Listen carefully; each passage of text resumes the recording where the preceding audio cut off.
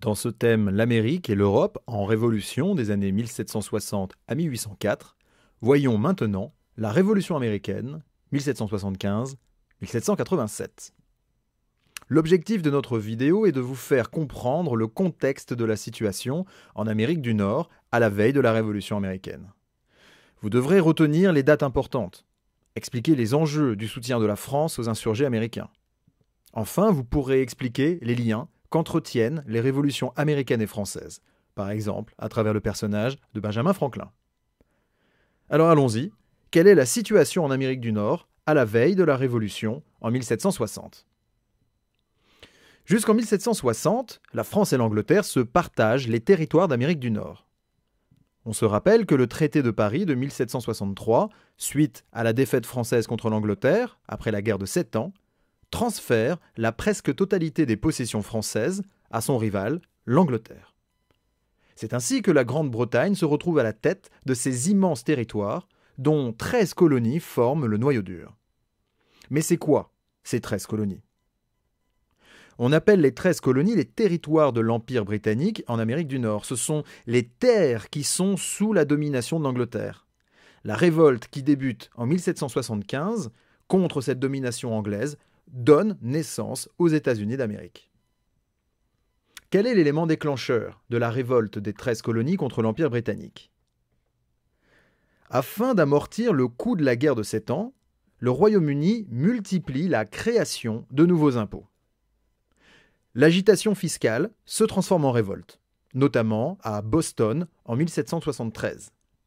La répression envenime les relations avec la couronne britannique. La révolte devient révolution. La guerre d'indépendance débute en 1775. Que souhaitent les insurgés des 13 colonies ?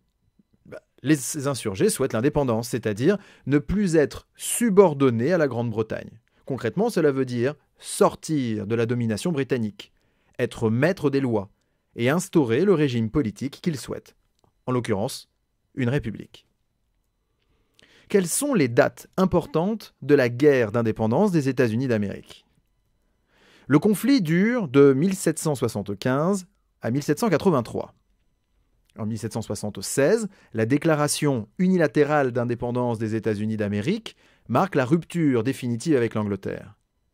Si la Constitution américaine est adoptée en 1787, au passage mentionnons l'influence qu'elle a sur la Révolution française qui va exploser 2 ans plus tard, c'est en 1783, après des défaites, que l'Angleterre reconnaît l'indépendance des États-Unis par la signature du traité de Paris.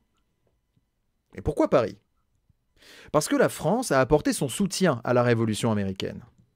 En effet, Louis XVI envoie des forces militaires françaises commandées par le général Lafayette combattre l'Angleterre aux côtés des insurgés des 13 colonies.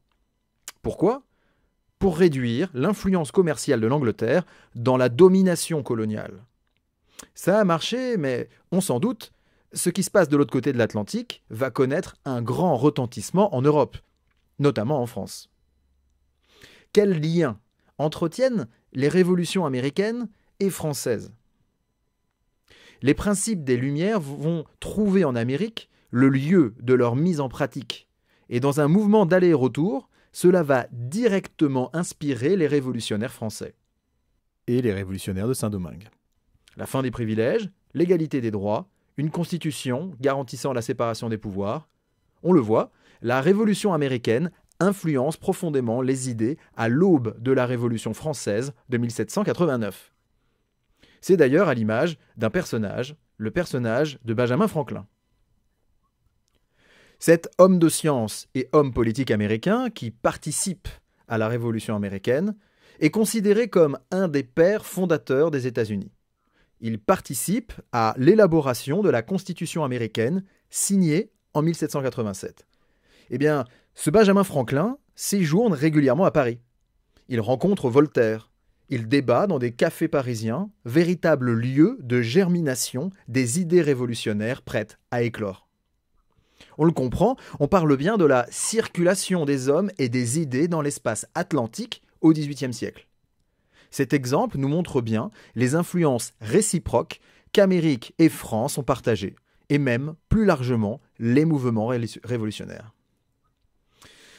Pour aller plus loin, je vous propose une excellente mise au point sur la Révolution américaine dans une vidéo de 15 minutes.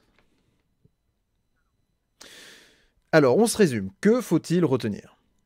Vous devez être capable de contextualiser la situation en Amérique du Nord à la veille de la Révolution américaine.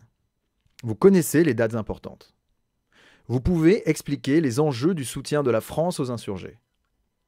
Vous pouvez également expliquer les liens qu'entretiennent les révolutions américaines et françaises, notamment à travers le personnage de Benjamin Franklin.